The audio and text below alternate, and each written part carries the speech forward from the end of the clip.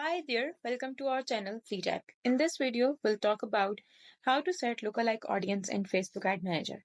So for this is the main dashboard when you visit adsmanager.facebook.com, sign in with your account.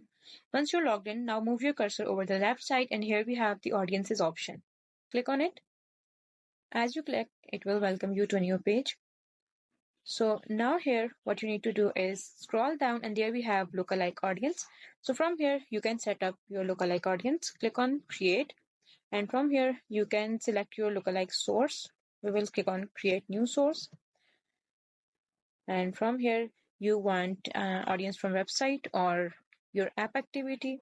So we want it from website and then meta source. It will from Facebook page and Facebook listings and also from events. So you can go with Facebook page as we are running ad on Facebook. Click on next.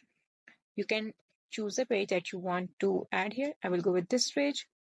Then the events, everyone who engaged with your page, you can select the option from here.